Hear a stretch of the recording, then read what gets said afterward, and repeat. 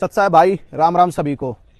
तो भाई आज कुछ मंदबुद्धि लोग हैं जो संत रामपाल जी महाराज जी की ज्ञान गंगा पुस्तक का विरोध कर रहे हैं। उन्होंने पुस्तक को पढ़े बिना ही, पुस्तक को समझे बिना ही कुछ भी बीच में से पढ़ लिया और उस पर विरोध करने लगे। संत रामपाल जी महाराज जी के भक्तों से लड़ने लगे और उनकी पुस्तकें लेकर पुस्तक जला दी गई कि वो एकदम ठीक पुस्तक है, प्रमाण पर, अपने वेद शास्त्रों पर, अपने पुराणों पर आधारित है। एक तरफ तो संत रामपाल जी महाराज जी इतनी बड़ी अन्नपूर्णा मुहिम चला रहे हैं और हरियाणा में, राजस्थान में, पंजाब में और भी अदर स्टेटों में संत रामपाल जी महाराज जी का बड़ा जोरों शोरों से सम्मान किया जा रहा है, और दूसरी तरफ उनको बिना समझे, बिना कुछ उनके बारे में जाने उनका विरोध किया जा रहा है। तो देखिए एक बार आप ये वीडियो। पेज नंबर 34 ये, पेज नंबर 34 ये तुलसी माता के बारे में गलत लिखा हुआ।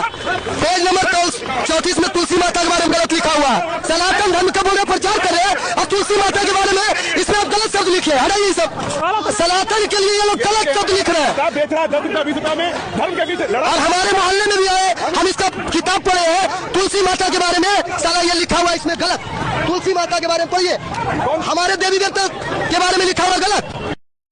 तो आइए अब जानते हैं कि जिस चीज को लेकर ये मंदबुद्धि लोग विरोध कर रहे थे, उस बात का प्रमाण वास्तविकता से आपको पुराण में दिखाते हैं। तो देखिए प्रमाण। भागवत महापुराण 1898 कोड है, गीता प्रेस गोरखपुर से है, द्वितीय खंड है ये। इसमें देखिए पेज नंबर 436, नवम स्कंद है। नारद जी बोले, भगवान नारायण ने कौन सा रूप धारण कर तुलसी में वीर्य दान किया था, उसे मुझे बताइए। शंखचूड़ का रूप धारण कर उसकी पत्नी का पातिव्रत्य नष्ट करके शंखचूड़ को मारने की इच्छा से साध्वी तुलसी के घर गए थे नारायण जी, विष्णु जी। ये देखिए, जगन्नाथ रमापति श्री हरि शैया पर सो गए और जब उस रमणी के साथ विहार करने लगे तब उस साध्वी तुलसी ने अपने मन में विचार करके सब कुछ जान लिया और तुम कौन हो ऐसा वह उनसे पूछने लगी। तुलसी बोली, तुम बताओ कौन हो, तुमने छल पूर्वक मेरा सतीत्व नष्ट किया, अतः मैं तुम्हें शाप देती हूँ। ये देखिए, वह बोली, आप पाषाण सदृश हो गए हैं, आप में दया नहीं है, आपने छल पूर्वक मेरा धर्म नष्ट करके मेरे स्वामी को मार डाला है, अतः हे देव आप इसी समय लोक में पाषाण रूप हो जाएं। पत्थर बनने का श्राप दिया, शालिग्राम बना दिया। इसके बाद विष्णु जी ने भी श्राप दे दिया और इसको वृक्ष बना दिया। ये देखो, तुम्हारा केश समूह पुण्य वृक्ष के रूप में प्रतिष्ठित होगा, तुम्हारे केश से उत्पन्न वह वृक्ष तुलसी नाम से प्रसिद्ध होगा। देखा आपने प्रमाण।